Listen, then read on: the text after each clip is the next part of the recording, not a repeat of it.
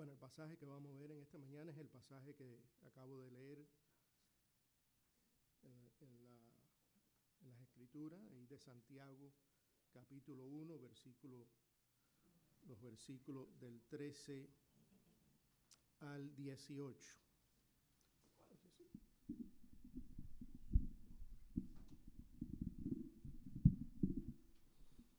¿Bien? ¿Me oyen bien? Sí. Versículo del 13 al 18. Creo que una de las, no sé si recuerdan que hace un tiempo atrás, no me acuerdo ya si fue el año pasado, estudiamos los primeros 12 versículos de la epístola de Santiago, específicamente los versículos del 2 al 12. En esos versículos del 2 al 12 del primer capítulo de Santiago, Santiago demostró que Dios tiene una parte muy importante en las pruebas, que muchas veces nos rodean, ¿verdad? Pruebas están por todas partes. Dios usa las pruebas para madurar el carácter de sus hijos. Eso lo vimos en ese estudio. El cristiano que posee una fe viva y dinámica aprende a esperar en Dios. Amén. En capítulo 1, versículo 2, si se recuerdan, 2, 3 y 4 ahí, hermanos míos, tener por sumo gozo. Y empieza ya, cuando estudiamos eso la última vez, empieza con la actitud que debemos de tener cuando estamos pasando por pruebas, cuando estamos pasando por momentos difíciles.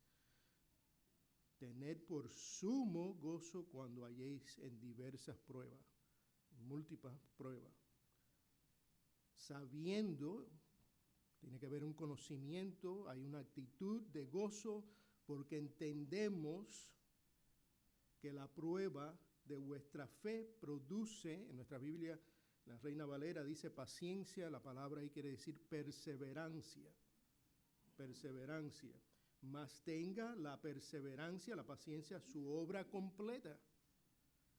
¿Con qué propósito? Para que seáis perfectos o completos, maduros y cabales, sin que os falte cosa alguna. Ese es el propósito de las pruebas. Dios usa las pruebas para nuestro crecimiento espiritual.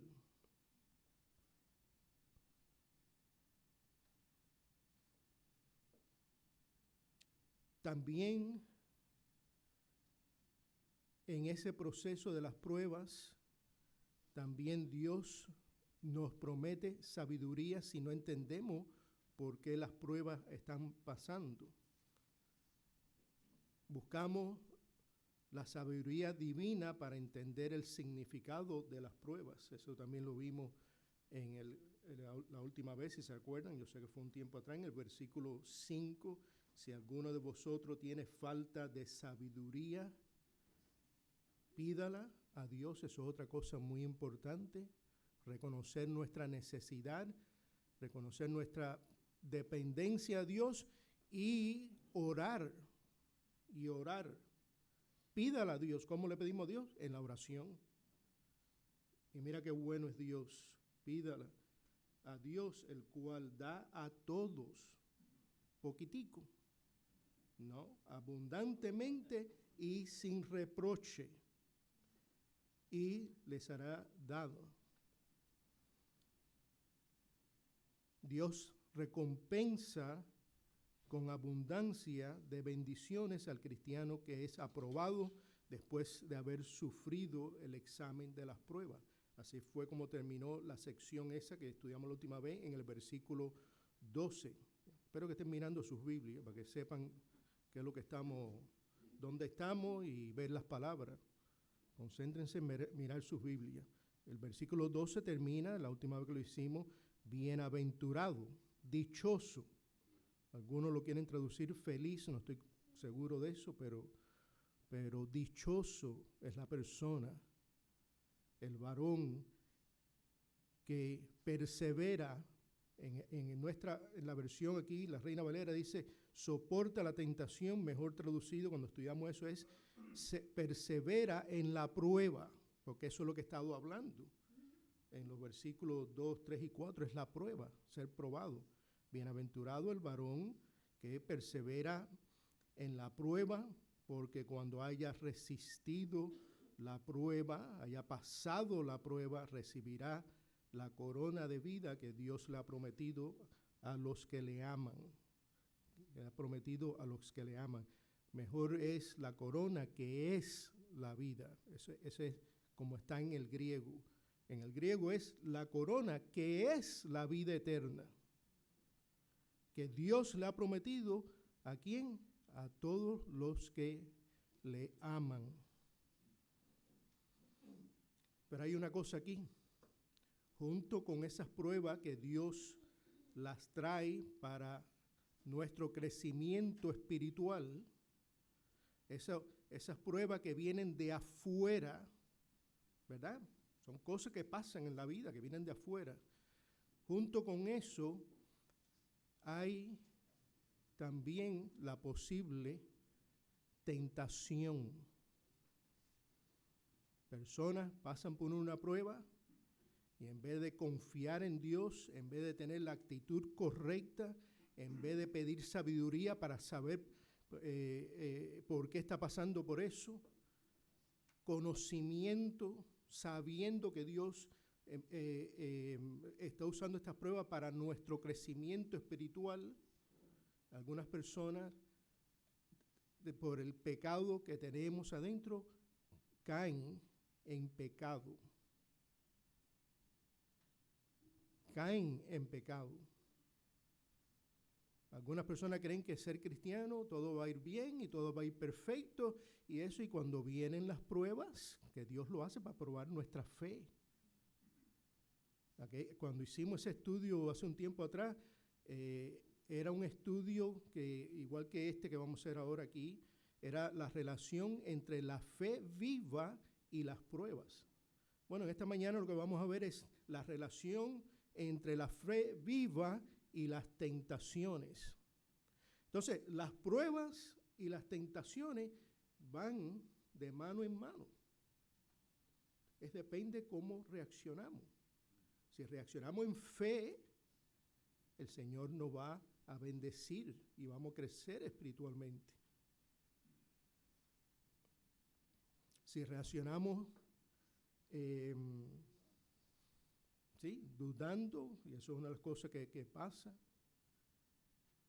Si reaccionamos echándole la culpa porque caemos en un pecado y no tomamos responsabilidad, y como vamos a ver aquí, le echan la culpa a Dios, entonces no va a haber bendición. Todas las pruebas, todas las dificultades externas que nos llegan van de mano en mano de la tentación, pues en medio de los problemas de nuestro interior surge el impulso a pecar. Algunas veces reaccionamos con amargura. ¿Por qué? ¿Por qué me está pasando a mí esto? O se endurece en nuestro corazón.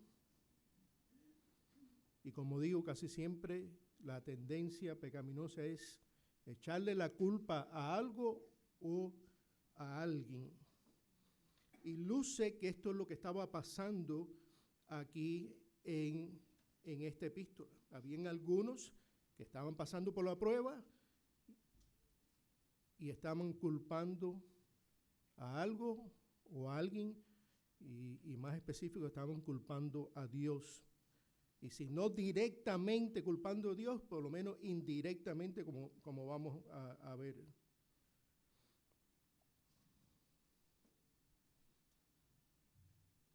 Dios puede enviarnos pruebas, Dios permite las pruebas, pero Santiago aquí insiste que Dios, no es el actor de las tentaciones, como aparentemente no, lo va a decir ahí, estaban culpando algunos a Dios.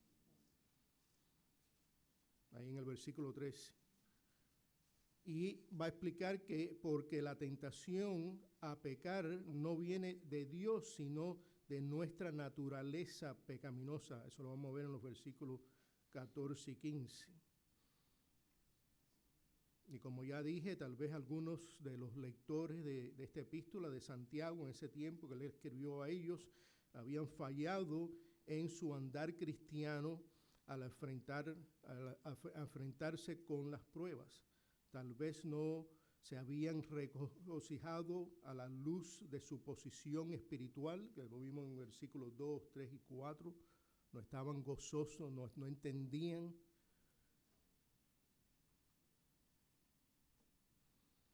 O estaban dudando de la bondad de Dios en medio de las pruebas. Mira el versículo 5 que lo leí: si alguno de vosotros tiene falta de sabiduría, pídala a Dios, el cual da a todos abundantemente y sin reproche, y será dada.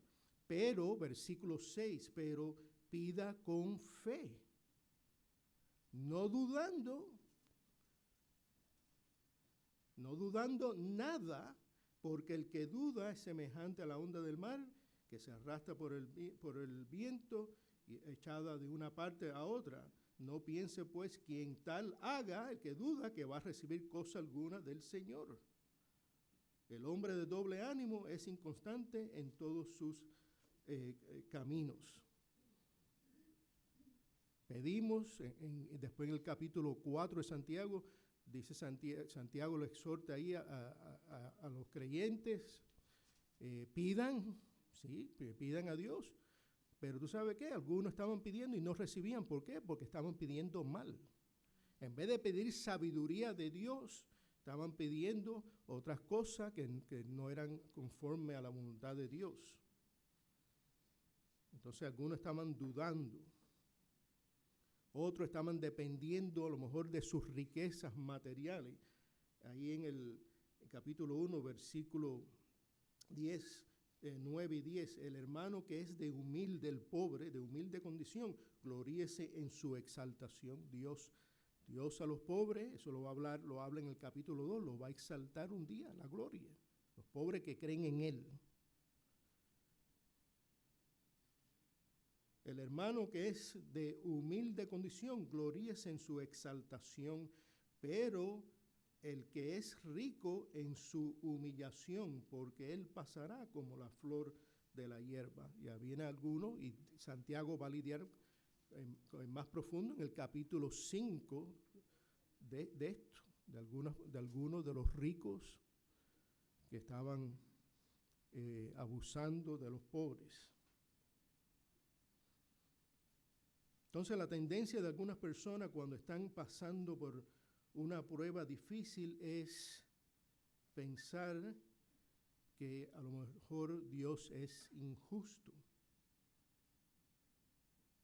Cuando pasamos por pruebas diseñadas por Dios para nuestro crecimiento espiritual y caemos en pecado, en la tentación, nuestra tendencia, como dije anterior, es echarle la culpa a algo o a alguien, y en este caso específico a Dios.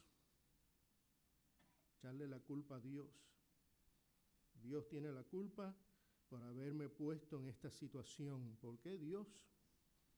¿Por qué me estás haciendo esto? Yo que hice esto y lo otro y he estado leyendo mi Biblia y ahora tú me pones en esta situación.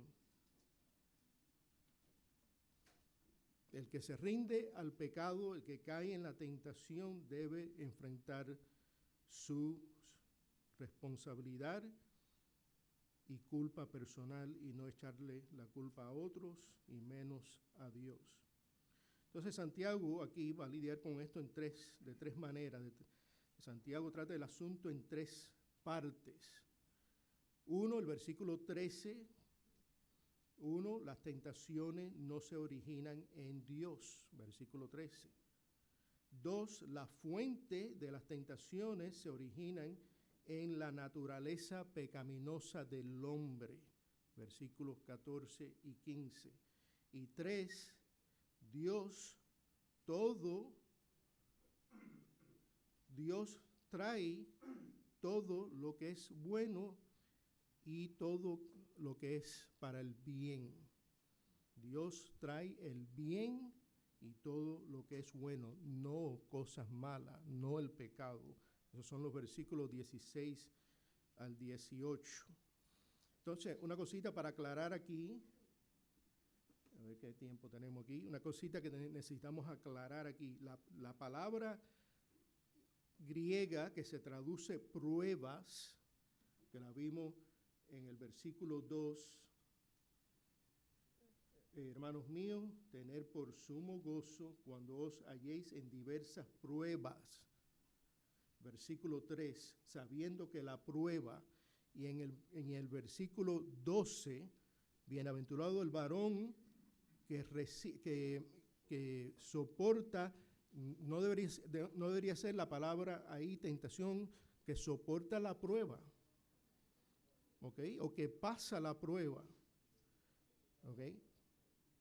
Porque cuando haya resistido la prueba, esa palabra prueba en el griego es la misma palabra que se va a traducir tentación.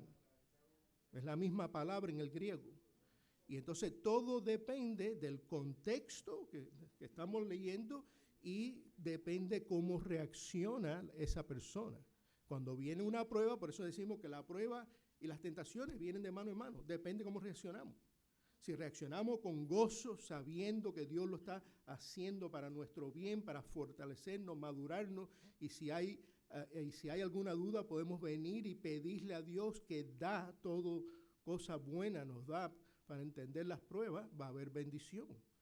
Si reaccionamos con amargura y duda y queja y echándole la culpa a otros, vamos a sufrir las consecuencias.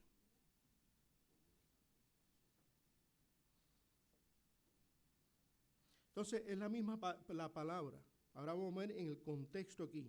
Y el primer punto, y entre paréntesis, y sirve esta palabra, tentación, la palabra griega peirasmo o peraizo, esa palabra griega sirve como un nexo, como una transición entre el tema de las pruebas y el tema de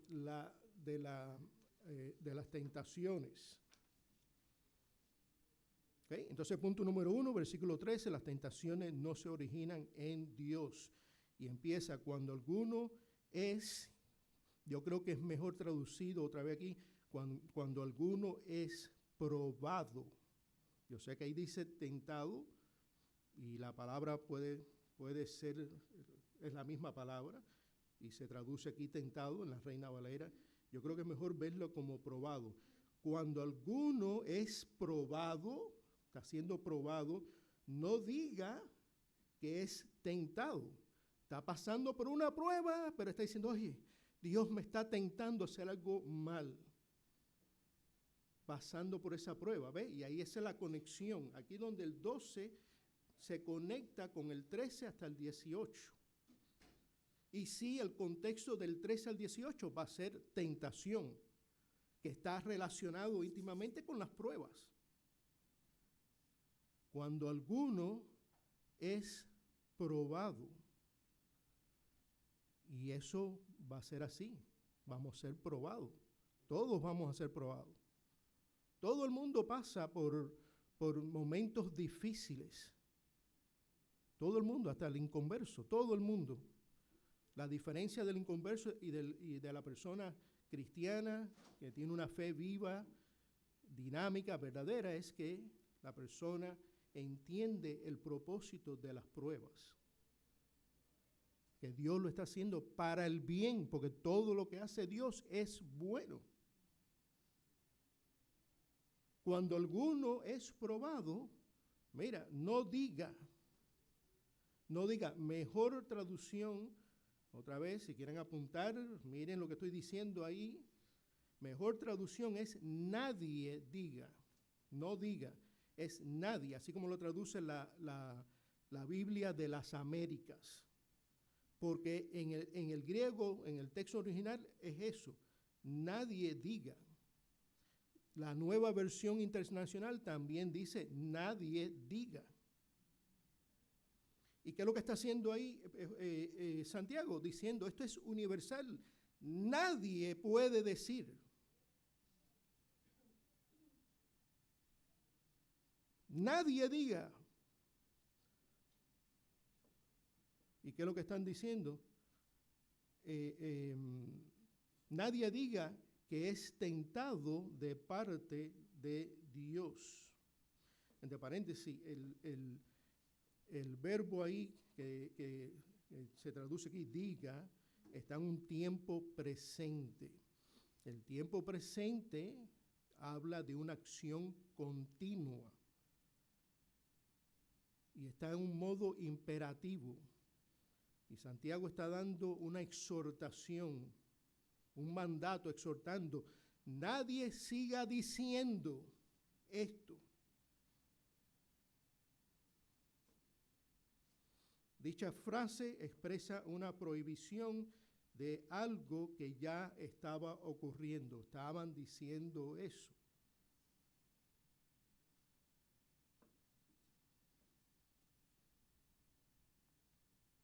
Que es tentado de parte de Dios. Esa frase, es tentado de parte de Dios, en el texto original es una expresión enfática en el texto original. Y mira la proposición ahí de, miren su texto, que es tentado de parte de Dios, esa preposición apo en el griego, porque hay otra, pero esta sugiere una fuente remota. En ese sentido, la persona no está necesariamente diciendo que Dios sea la causa inmediata o que sea quien directamente está ejecutando la seducción, sino más bien que Dios está detrás de lo que sea que ha traído al individuo a una situación en la cual es tentado. La proposición esta está diciendo, ellos no están diciendo directamente, eres tú Dios, pero detrás de todo eso, de sus excusas, Dios es el que tiene la culpa. No sé si se recuerdan dónde pasó eso.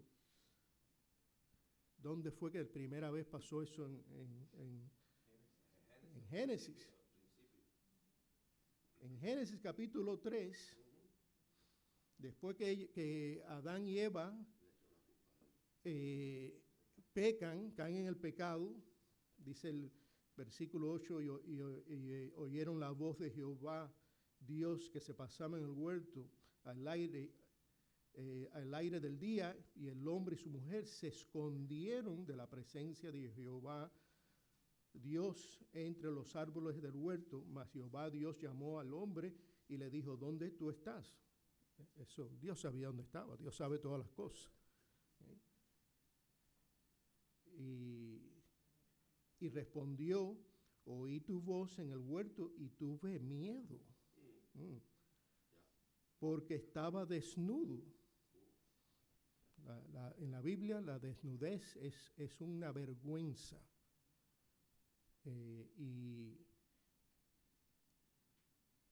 Y habla del pecado, porque estaba desnudo y me escondí. Y Dios le dijo, ¿quién te enseñó que estaba desnudo? ¿Has comido del árbol del que yo te mandé no comer? Y el hombre respondió, la mujer que tú me diste por compañera me dio del árbol y yo comí. Entonces, fíjate lo que está haciendo aquí. Él está culpando a quién primeramente. A Eva, la mujer. Pero en un sentido secundario que tú me diste. Ella tiene la culpa, pero en el sentido final, Dios, tú fuiste. Acuérdate que yo estaba solo y un día me pusiste a dormir y cuando amanezco tengo una mujer al lado mío. Yo no la busqué. Es una cosa interesante. Dios fue el que se dio. Dios es el que dice, no es bueno que el hombre esté solo. Y le voy a traer una compañera. Pero ¿qué es lo que hace el pecado ahora? Ya esa unión que Dios trajo, una unión buena, perfecta, el pecado ya hay división. por el pecado.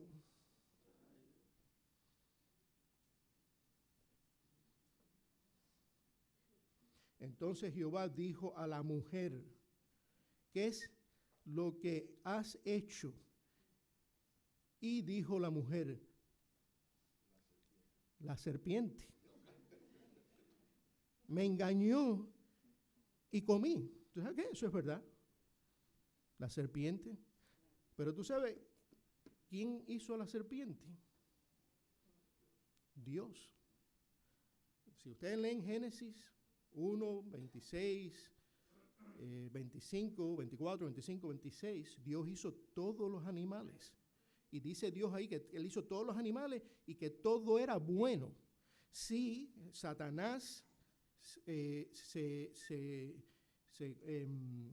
se emposesió a la serpiente, usó la serpiente que Dios creó para tentar a Adán, pero aún Satanás, ¿quién lo creó? Dios. Pero bueno, en este caso la serpiente tiene la culpa. No quieren tomar responsabilidad. Ninguno de los dos. Que Dios le había dicho: mira, te puse en un huerto, en el paraíso, de todos los árboles. ¿Quién sabe cuántos árboles, diferentes tipos de fruta, todo perfecto, lindísimo, un paraíso? Puedes comer de todo en abundancia, lo tienes todo. No me comas nada más de uno. Pero la tentación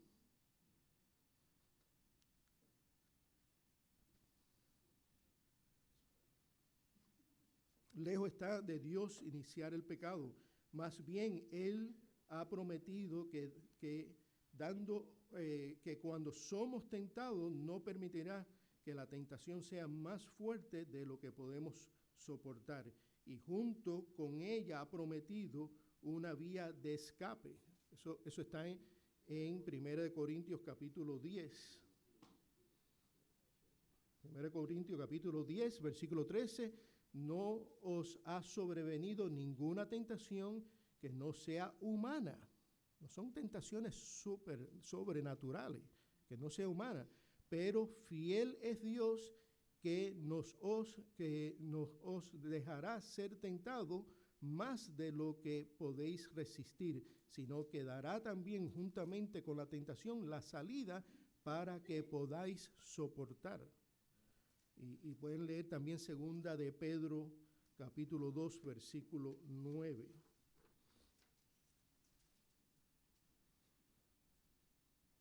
Entonces, Santiago ahora va a dar dos razones de lo incorrecto de culpar a Dios por las tentaciones. Una se basa en su carácter, en el carácter de Dios, y la otra en sus acciones, Y sigue ahí el versículo, a la mitad del versículo 13, porque la razón que no debemos de culpar a Dios por el pecado, por la tentación, ahora lo explica aquí, porque Dios no puede ser tentado por el mal, ni Él tienta a nadie. Y vemos ahí la primera razón por qué es incorrecto culpar a Dios por las tentaciones es por su carácter santo. Su carácter santo. Dios no puede ser tentado por el mal.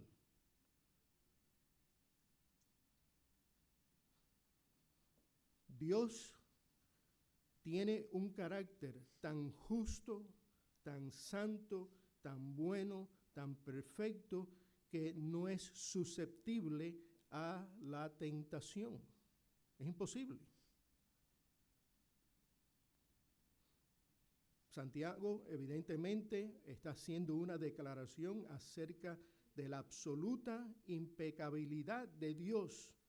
O sea, el hecho de que Dios no puede ser incitado a pecar.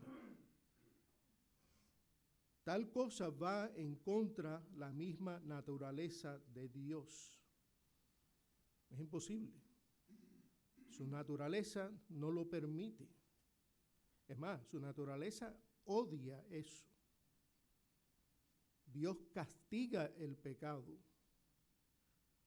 Él no lo incita. Y otra cosa interesante aquí, mira lo que dice aquí, porque Dios no puede ser. La palabra ser ahí, ser, está otra vez en un tiempo presente y apunta a una realidad continua que se extiende de eternidad en eternidad. Por toda la eternidad, Dios no puede ser tentado, nunca, porque su persona, su carácter, su persona no lo permite. El carácter santo de su naturaleza hace imposible que Dios sea tentado. Y aquí en un solo versículo, Santiago hace una extraordinaria declaración de la doctrina que llamamos teología propia. ¿Saben qué es lo que es teología propia? Teología propia es el estudio de la persona y las acciones de Dios. Y Santiago está diciendo algo del carácter de la persona de Dios. Dios es totalmente santo y justo. Eso creo que lo estudiamos un tiempo atrás en Isaías capítulo 6, de la santidad de Dios. En Isaías 6 están los ángeles en el cielo diciendo que santo, santo, santo es Jehová, Señor Todopoderoso, y de los ejércitos. Y en el libro de Apocalipsis también, en el capítulo 4 de Apocalipsis, lo mismo, santo, santo, santo. Dios es santo. La segunda razón, la primera razón es por la naturaleza de Dios. Dios no puede ser tentado a pecar porque Él es totalmente santo y puro. La segunda razón de que no se puede culpar a Dios son sus acciones. En este caso Él no ni tienta a nadie. Él no hace eso, al contrario. Él lo que trae es, todo lo que hace Dios es bueno.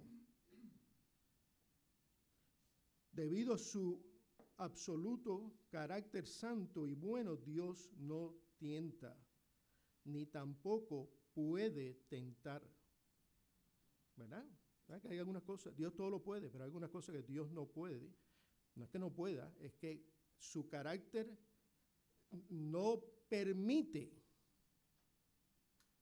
Dios no puede pecar, si no deja de ser Dios, y eso es imposible.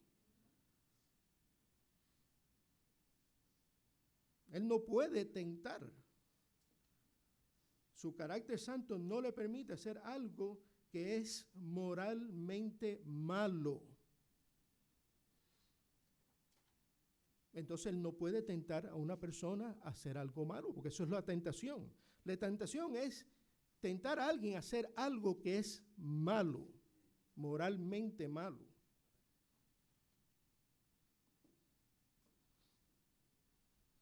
¿Ok? Entonces, Dios no puede ser la fuente de las tentaciones. Punto número 2, y probablemente lo vamos a dejar aquí, y seguimos la semana que viene. Yo hablo con el pastor David, cualquier cosa seguimos la semana que viene. Punto número 2, las fuentes de las tentaciones se originan en la naturaleza pecaminosa del hombre, los versículos 14 y 15. El problema de las tentaciones no es Dios, todo lo contrario, es el hombre. Sino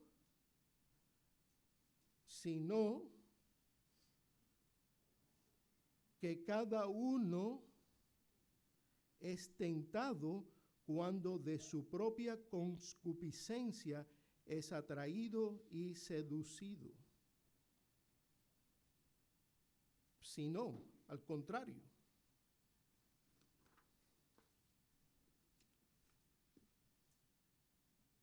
Cada uno, esto es universal. Todo el mundo está expuesto a la tentación. Ya lo dije anterior, todo depende cómo uno reacciona. Si lo vemos como una prueba que está Dios usando para nuestro crecimiento, va a haber bendición. Si lo vemos como algo que Dios está haciendo que no nos gusta a nosotros y por qué estoy pasando por esto, y no entendemos el propósito que Santiago dijo en los versículos 2 al 12, entonces caemos en la tentación y hacemos el mal. Cada uno, universal, cada individuo es tentado. Cuando ahora viene la tentación, es tentado cuando de su propia concupiscencia. Y ahora la tentación, las pruebas son cosas externas. Y dependiendo cómo reaccionamos, ahora está reaccionando, llegó al interior y ahora viene algo de adentro del hombre. Y este algo es la concupiscencia, epithumía. Y epithumía, aunque es una palabra neutral en la Biblia, en el Nuevo Testamento, pero la mayoría de las veces se usa de un deseo fuerte. Y casi siempre, eso es lo que quiere decir la palabra, deseo fuerte. Y puede ser un deseo fuerte bueno o malo, pero la mayoría de las veces se usa para un deseo fuerte malo. Y entonces aquí, por su propio deseo fuerte, ese deseo es atraído y seducido. Esas dos palabras tienen que ver, es interesante, con la pesca, pescar, o con cazar un animal. Esas dos palabras están relacionadas en la Biblia, están relacionadas con pescar y cazar. Es atraído, le ponen la carnada al anzuelo y lo tira. Y ese pescado que está ahí en su ambiente, en su casa, escondido, ve eso y lo atrae. El sentido de comer, del hambre. Seducido es cuando te ponen la trampa, la carnada, y viene el animal y va a cogerlo, ahí ¡bam!, la trampa lo coge. Y eso es lo que está hablando aquí. Somos seducidos por la tentación del pecado, ¿sí? Primera de Juan 2:16 dice, Juan escribió ahí, que los deseos de la carne, los deseos de los ojos y la vanagloria de la vida, todo eso va contra Dios. Entre paréntesis, eso fue lo que le pasó a Eva también. En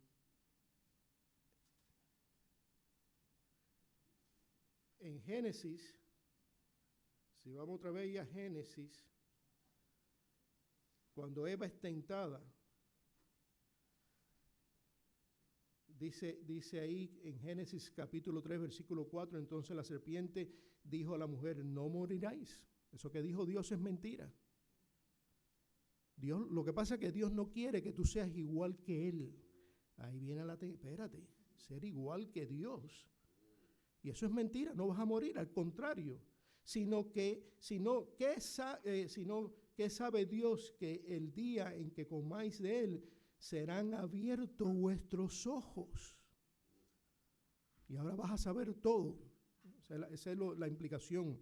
Abiertos vuestros ojos, vas a tener un conocimiento de que lo vas a saber todo. Y seréis como Dios, teniendo conocimiento perfecto, total, sabiendo el bien y el mal. Se van a abrir los ojos.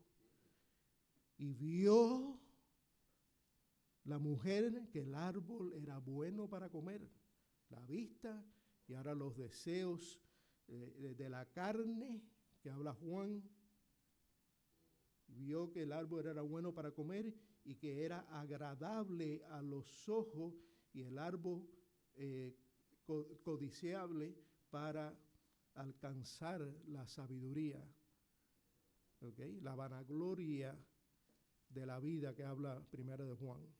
Y ahí cayó. Esa es la tentación. Y ahora en el versículo 15, ya casi terminando, el versículo 15 es interesante. Ahora Santiago va a una metáfora aquí y coge esto y lo usa en el estado de dar a luz, de una mujer dar a luz. Entonces la concupiscencia, ese deseo fuerte, después que ha concebido, ya caíste. Hay un proceso aquí. Está la concupiscencia que es atraído y es ya te cogieron, caíste en la trampa. Entonces la concupiscencia, después que ha concebido, ya caíste, hizo el pecado, da a la luz el pecado, ¿okay? Una relación, y ahora de esa relación, de caer en la tentación, da a luz. Da luz. ¿Cuál es el nombre del bebé? Pecado y muerte. Da a la luz el pecado.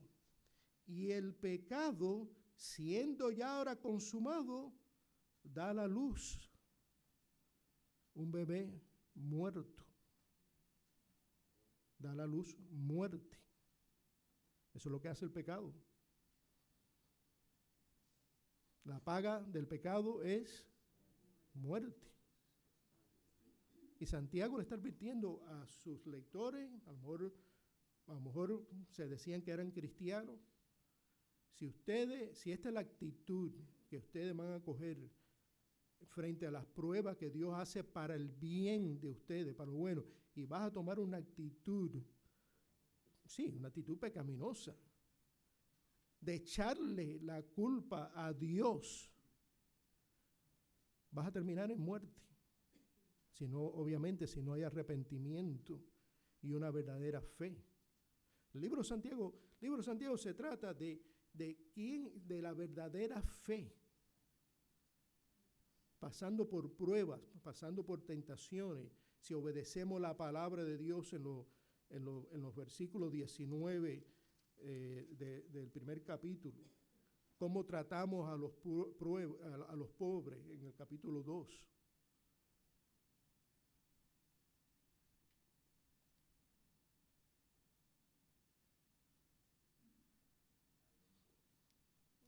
Yo creo que el versículo principal de Santiago es el capítulo 2, creo que es el versículo 20, mas quiere saber, hombre vano, que la fe sin obra está muerta. Que la fe sin obra está muerta. Pero el versículo 18, pero alguno dirá, tú tienes fe y yo tengo obra. Muéstrame tu fe sin tus obras y yo te mostraré mi fe por mis obras. Eso es lo que está tratando Santiago.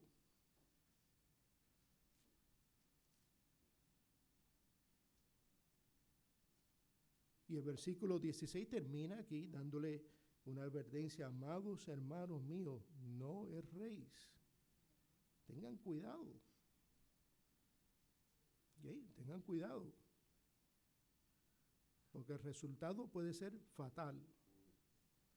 ¿Okay? Entonces, los versículos 17 al 18 los dejamos para la semana que viene. ¿Está bien? Amén. Okay.